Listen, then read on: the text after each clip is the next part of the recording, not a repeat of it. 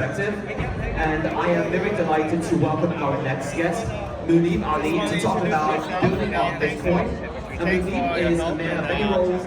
He is the CEO of Trust Machines, a startup that recently raised 150 million to build the largest ecosystem of Bitcoin's application. He is also the co-creator of Stacks, one of the largest decentralized programming layers for Bitcoin. Now let's give a round of applause for Muneeb.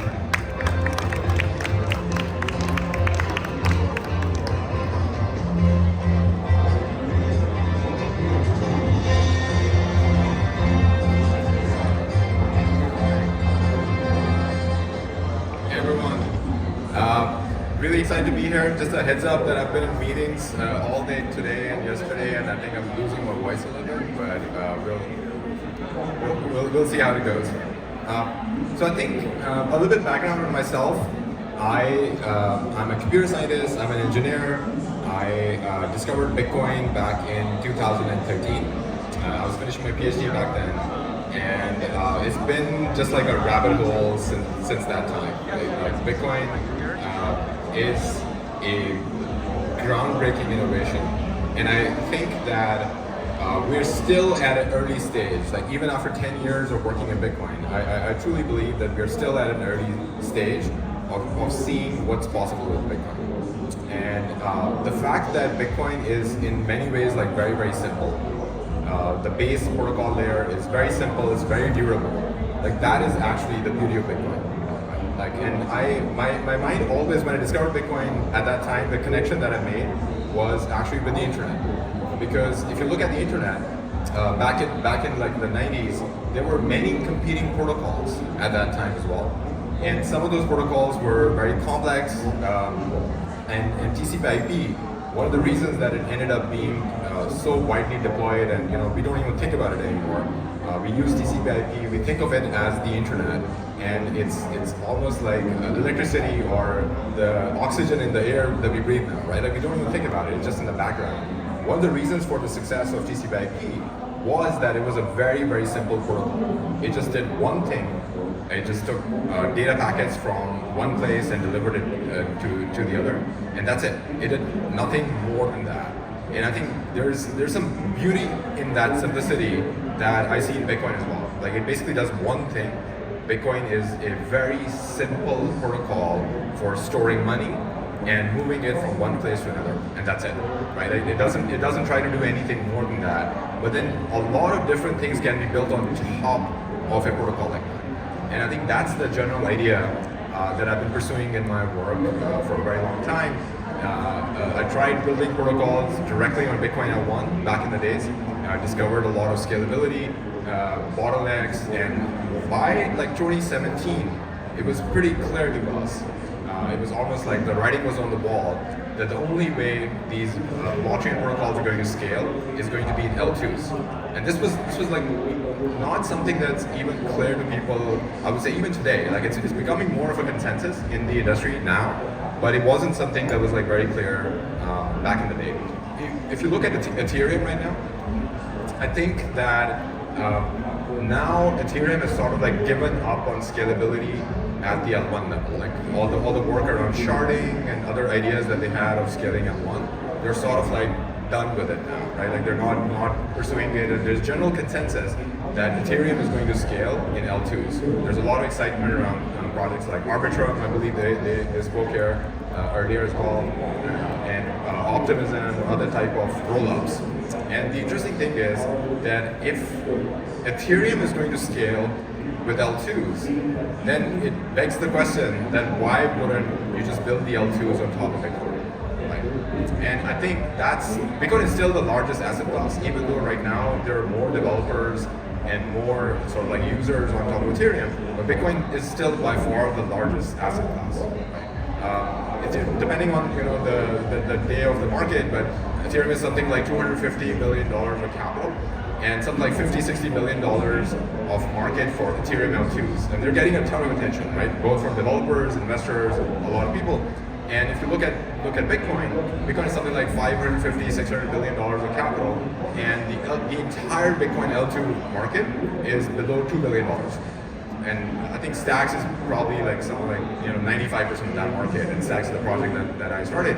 But I think like it's mind-boggling to me how small the Bitcoin L2 market is today, and I think there's a huge opportunity both for developers, users, startups, founders, and even investors to come in and actually play a more active role on the Bitcoin side, because it's entirely possible that the world just converges towards the Bitcoin, the asset. Bitcoin becomes internet money, and then everything that's sort of like built on top of it is how we scale the economy. I'm not saying that the other chains are going to disappear or Ethereum is not going to have any value. I think they'll exist in some form, but I truly believe that the market on the Bitcoin side right now is highly underappreciated, and even for developers. Like I'm mainly an engineer. Like if you're a developer, if you want to solve like challenging problems, if you want to work on things where there's almost like a blue ocean, and you can come and build whatever you want, there isn't a lot of competition. Bitcoin is actually that market right now. So in my talk, what I'm going to do is I'm going to go over some of the reasons why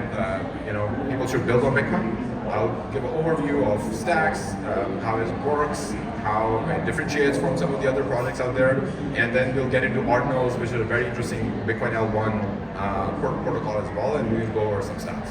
So let's dive into it. All right, so this is sort of like what I've been talking about. That I think visually, if you want to think about the opportunity for building on Bitcoin, we know that there's a $500 billion asset class, but it's almost like a glacier, right? Like you see the top of it, and I think the bulk of the value is actually under it, and something that we haven't truly discovered. Right? And I think you can just look at Ethereum. Something like 25% or 30% of ETH gets actively deployed. Even if you look at people who are staking Ethereum, or they're deploying Ethereum in smart contracts, and they're actually using it in Uniswap, or if they're using it in NFT marketplaces like OpenSea and so on. Like ETH is actually a productive asset. Like people actively use it, they deploy it. Whereas if you look at the Bitcoin market, Bitcoin is pretty much like a passive asset, right? Like there's a joke that I tell that in Bitcoin wallets like Electrum and others, there are basically two features, right? One is that you could transfer Bitcoin, and the second feature is do nothing, right? Just hold it. Holding Bitcoin is the thing that most people do, and I think that is the thing that is changing like right now with Bitcoin L2s. Because what happens with Ethereum is Ethereum needs ETH L2s mostly for scalability, right? When a lot of people are, let's say, using gas, and gas fees are going up, people go to the L2s for cheaper gas and for additional sort of like scalability. Whereas on Bitcoin, yes, it's scalability. As the Bitcoin fees are going to start going up, you would want to go to Bitcoin L2s for scalability as well. But for Bitcoin, the bigger thing is that you don't have the functionality at the L1. So people are mostly going to go to L2s for functionality first as well, and I think that's why that's sort of like a bigger market. So some of the newer Bitcoin wallets that are coming up, there's Xverse. There's actually a startup based out of here in Hong Kong by Ken. They're an amazing team. If you haven't checked it out, go and download Xverse. And there's another Hero wallet, a company that I'm involved with. And when you look at these wallets, these are really Bitcoin web wallets, something that didn't exist for the last 10 years or so. And over there, it's actually a better than MetaMask experience, but it's a MetaMask-like wallet where people can actually do interesting things with Bitcoin. Once you have it, people can purchase Ordinals, which are these Bitcoin NFTs. They can use the same wallet for L2s like Stacks and all. So in the future, there's some upgrades coming that I'll go over like what's happening with Stacks. But in the future, let's say later this year, you should be able to just take BTC, and in the wallets like Xverse or Hero, you would be able to swap BTC to stablecoins. You should be able to deploy Bitcoin in smart contracts and liquidity pools and so on. And imagine that Bitcoin is the largest asset, but most of the trading today actually occurs on centralized exchanges like Binance or Coinbase. Whereas when you look at Ethereum, the most liquid market for Ethereum is Uniswap. And that thing doesn't exist for Bitcoin right now, mostly because of these infrastructure challenges that the Bitcoin L2s aren't sort of like fully mature yet. And this is the work that we do in Stacks, and I'll sort of like go over that. So in terms of like why I do this on Bitcoin, I think if you take a step back, at a very high level, I think the value that Bitcoin really provides is durability, right? In the sense that if there is one chain that's going to survive like decades from now, like 20 years from now, 30 years from now, and you were to pick that today, I think the highest probability is that it's going to be Bitcoin. Right? So it's the durability of something. Like if you're a developer, if you're building something that should last. Like imagine that you're a large company and you want to issue mortgages and somehow store them on a blockchain. And these things need to be around for like 30, 40 years. What's the blockchain you should pick, right? And I think that's the reasoning where Bitcoin is the most durable thing. And this was sort of like theoretical earlier, like 2 years ago or something. I'll go around to conferences and I'll talk about this, and people would sort of like nod, and it would theoretically, logically sort of like make sense to them. But there wasn't any data, like any real world data that actually proves this theory that, hey, people actually find this useful. And this is something that changed with Ordinals, right? So Ordinals are these Bitcoin NFTs, and they launched like roughly 2 months ago, and people just went crazy, right? Like instantly it clicked with artists and creators and NFT enthusiasts that your NFT, especially when the image is actually published on the Bitcoin blockchain itself, instantly becomes like indestructible. So if you're an artist and your artwork is now lives on the Bitcoin chain as an NFT, you sort of like get that feeling that, hey, I might die, but my art might live on in this form, right? And it's a very special feeling, like that level of durability and stability that Bitcoin has. So it has this.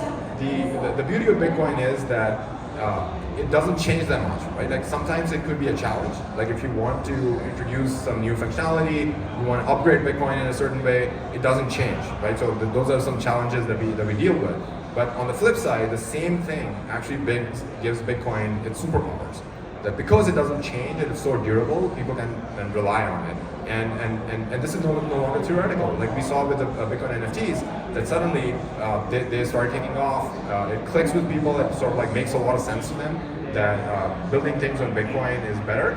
And you're seeing a ton of projects, like some of the top projects from Solana, like T-Gods and others, they started actually moving to Bitcoin. Even Yuga Labs did their first initial sort of like an experimental NFT release on Bitcoin. That was a huge success, and I think there's a lot more that's coming. And building on Bitcoin, it's sort of like funny after being in this industry for like 10 years that it took such a long time that building on Bitcoin is now coming back in fashion, right? Like back in the day, Bitcoin used to be the only chain, and Ethereum didn't exist, and other chains didn't exist.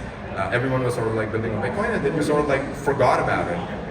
People started building on other areas, and now there's a huge revival that's happening where people are waking up to like, oh, all of these things are possible in Bitcoin. Let's come and do that. And I think I'm super excited about seeing that happen. So in terms of like the different ecosystems, in terms of like projects or layers that are there, let's go over. Can we do the next slide, please? Yeah, so I went over Ordinals. So first of all, let's try to differentiate between like what's sort of like L1 and what's L2 in Bitcoin, because there are like some differences between how these terms are defined. So Ordinals is clearly L1 Pro, meaning that all of the data, all of the information for defining these Bitcoin NFTs actually lives on the Bitcoin L1 main chain. And the funny thing about Ordinals is that they're sort of like a byproduct of the Taproot upgrade that Bitcoin had. So in the last 5 years or so, Bitcoin has basically had two main upgrades. One was Segwit and the other was Taproot. Taproot was sort of like marketed as almost like a smart contract solution for Bitcoin, which it really is not. Like it was sort of like false marketing in a way. What Taproot really does is it does two things. It basically makes Bitcoin transactions a little bit more space efficient, right? So it's a space efficiency thing for the chain, and it's better for privacy. There's certain data that basically you don't have to publish on chain until it's sort of like needed, so you can keep it offline, and it's more private that way. And it enables slightly more advanced scripting. So it's nowhere close to what's called a full execution environment that Ethereum has, or Solana has, and Avalanche and other L2s in Ethereum. They have full execution environments, meaning that developers can build whatever they want, those smart contracts can run. Taproot is a scripting language. It's pretty limited, and it is, think of that as it's slightly more advanced than Bitcoin script, right? And it was sort of like marketed as a smart contracts are coming to Bitcoin L1, and that's not the case whatsoever. So Taproot went live last year, and interestingly, it was sort of like a non-event, right? Like nobody used it. The sort of like the percent of Bitcoin transactions that were Taproot enabled was like less than 1%, right? It didn't get like that much adoption. It was sort of like a nothing burger, right? And then these people behind Ordinals, they sort of like discovered that because of Taproot, now they can embed more data on the Bitcoin chain. So it's almost like a byproduct. And this project, the image that you see over here, there's a funny story behind it. This image appeared on Reddit like years ago on Bitcoin Reddit, where it was called like the magic internet money, and a lot of people sort of like became a meme from there. Right? So one of the first Bitcoin NFTs through Ordinals that was actually published on chain was this wizard, right? And there's you should look up like Taproot Wizards by this. It's an NFT project by Udi, who's this Bitcoin personality, has been around for a while, a good friend of mine.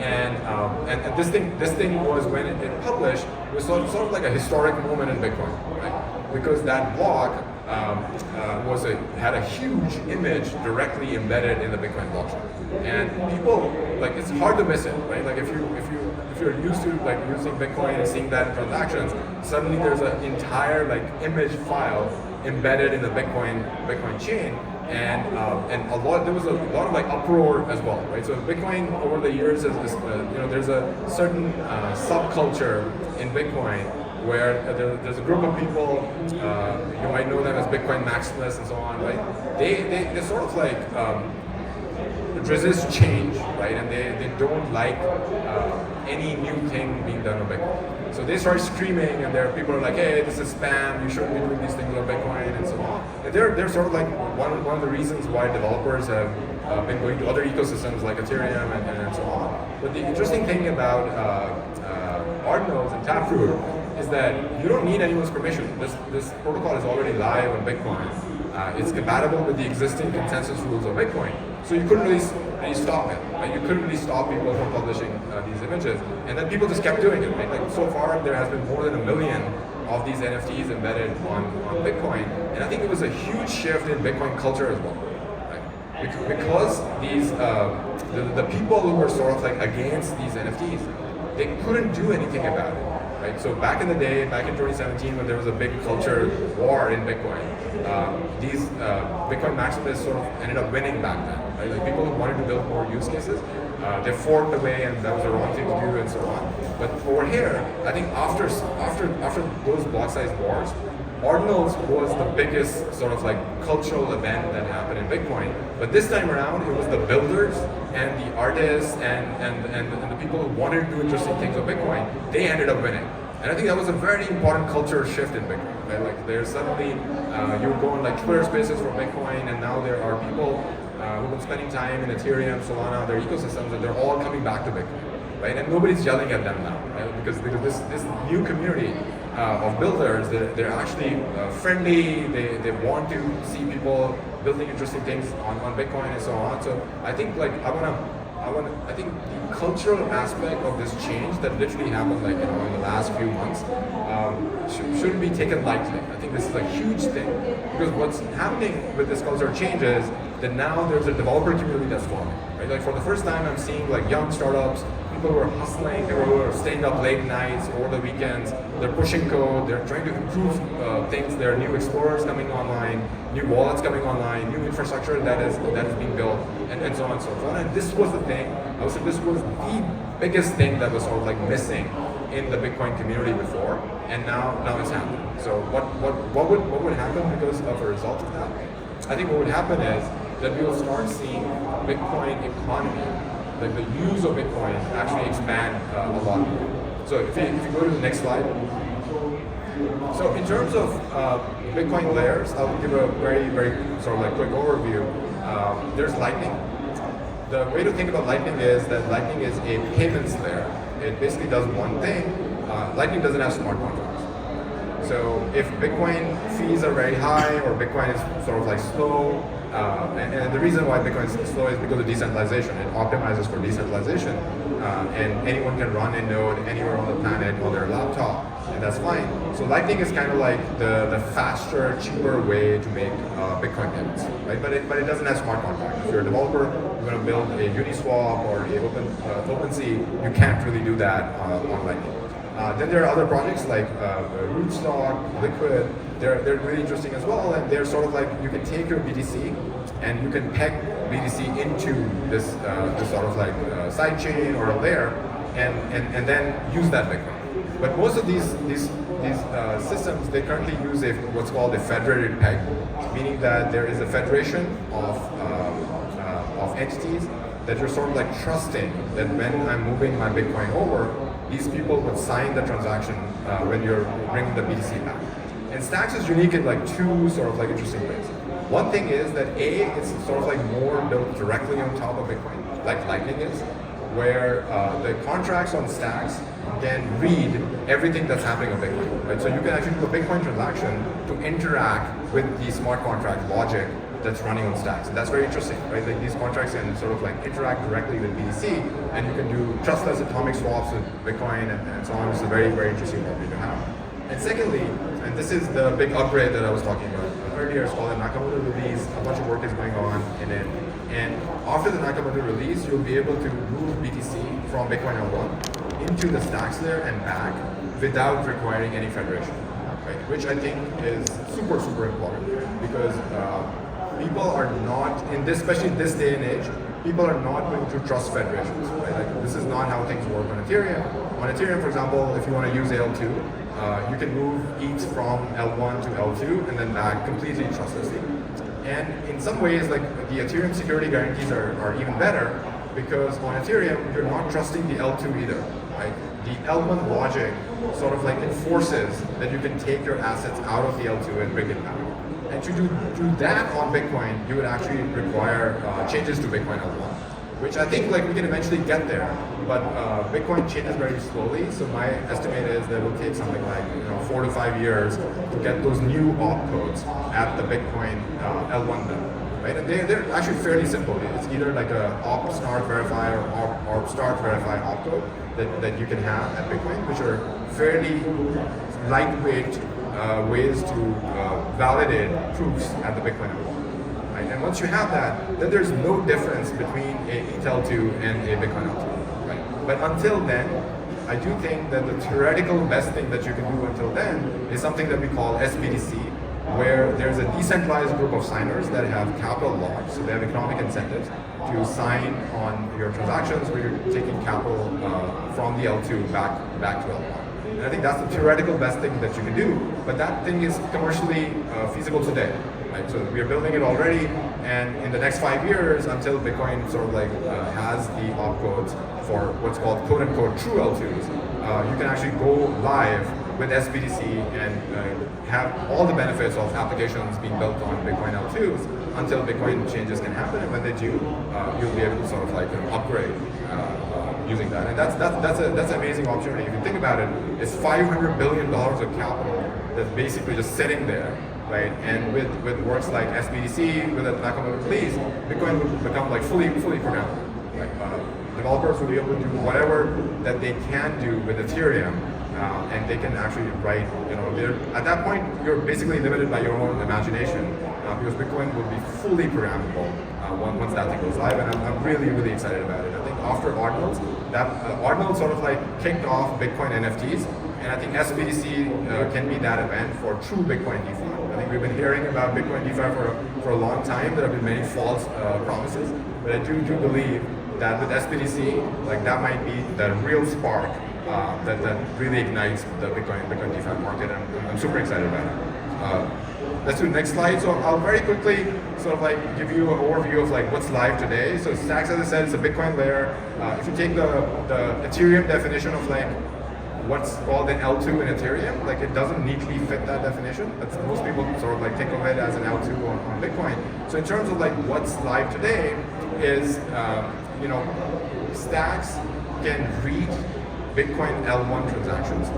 That means that if you can actually interact with smart contracts that are running on the Stacks layer, but you can interact with them from the Bitcoin L1.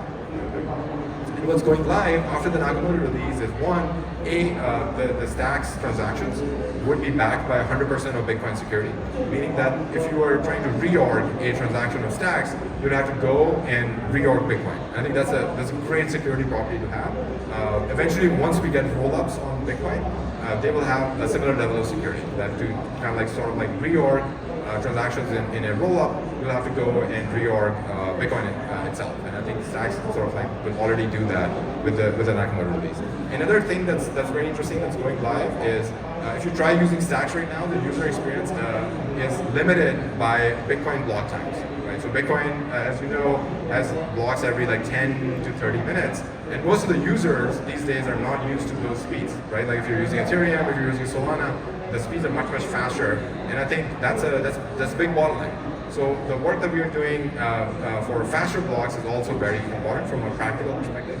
The key challenge was to be able to cryptographically prove the passage of time in between Bitcoin blocks. So once we were able to do that, now you can actually have much faster blocks on the Stacks there, like every, let's say, 5 seconds. And whenever a Bitcoin block comes, all of the data that was sort of like published on the Stacks gets settled on Bitcoin and benefits from Bitcoin security. But I think I cannot stress enough like how big of a UX improvement that's going to be. Like once users are coming, like okay, great, now Bitcoin is programmable. I can actually use it for DeFi, for NFTs and so on. But if the user experience is going to be horrible and you have to wait like 10 to 30 minutes for a block, like that's not going to fly, right? So that's the fast blocks thing is actually super important for enabling this Bitcoin economy. And I think that's something that's also going live with the Nakamoto release later this year. So Stacks is a pretty interesting project. Like the way we sort of started it was the first ever SEC qualified offering. We were very careful with the regulations. We sort of like went to the regulators, and this was the first ever project that did a full SEC qualified offering. And I think looking at the environment today of regulations, like that was sort of like the right thing to do, right? Like to be compliant. And then the flip side of that, this is something not a lot of people realize, that because we did a SEC qualified offering, the early team had to be very careful with decentralization as well. So Stacks is a project where the original company that sort of started it and did the R&D was sort of like dismantled, and the team members, it still exists in another shape, but the early team members literally went off and did other things, right? So there are like 30 plus truly independent entities in the ecosystem. And I think that's actually a strength as well, because Stacks is very decentralized like Bitcoin. And it, just like Bitcoin has more clarity in terms of regulations as well, like people know that, hey, Bitcoin is a commodity and you can use it. I think Stacks also stands on like very strong foundations when it comes to that. And it's a very, very decentralized, organic ecosystem.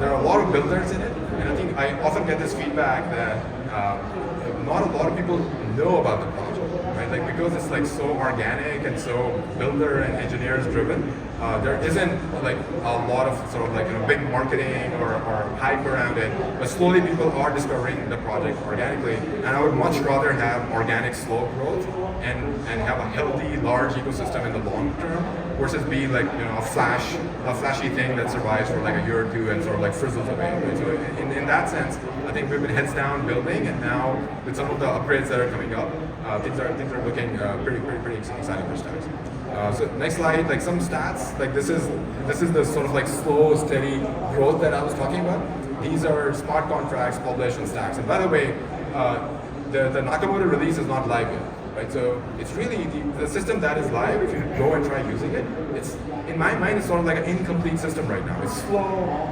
It can't take like that many transactions. You can't really use Bitcoin right now, and that's like the main thing. I would say 95% of the use case is going to be actually using Bitcoin assets on Stacks, and that thing is not live yet. But still, there's so many developers that are coming in, they're experimenting. There are projects that are building things like Uniswap, Alex team. They're again a team based out of Hong Kong as well. You should go and try out Alex, and then you'll realize like it's so easy to then sort of like project into the future that once we have fast blocks, once we have SBDC, people will just be able to trade BTC from a web wallet using things like Alex in a fully decentralized way. And I think that will sort of like complete the Bitcoin economy, right? Like right now you have to go to centralized exchanges and use your Bitcoin that way, and you will not need to do that anymore once these upgrades come out. Next slide. So there's a healthy NFT community on Stacks as well, and I think it plays a good role with Bitcoin L1 NFTs, because I think the luxury NFTs sort of will exist on the L1, but the long tail of NFTs will end up going to L2s like Stacks. Right? So they're very complementary, and in your wallet, like users don't need to know the difference that much, right? Like you're using a Bitcoin web wallet. Some of the NFTs are on L1, some of the NFTs are on L2. And I think that's how it will work. And I want to be mindful of time, so let's just skip over to the last slide. There are teams like Alex, Gamma, which is an NFT marketplace, and you should go and check it out. Let's just flip over a couple of slides and go to the last one, where if you want to learn more about the project, go to stacks.co, which is sort of like the ecosystem website. And you can follow me on Twitter. I'm at Muneeb, M-U-N-E-E-B. And you can follow Stacks, which is at Stacks there as well. So one last thought that I'll leave you with is there has always been this thesis in the Bitcoin ecosystem. It's called the Bitcoin thesis. And the idea is that all of the successful experiments in the rest of crypto would eventually get implemented on top of Bitcoin. And once they do, they're actually going to be more valuable on Bitcoin than they were elsewhere, because Bitcoin is the largest asset class. Right? And I think that Bitcoin thesis is now coming true. Right? We are at the beginning of it, but with Bitcoin L2s, things like Ordinals, like that Bitcoin thesis is coming true. And I'm just excited to be here and be along for the ride and actually witness it happen. Thank you so much.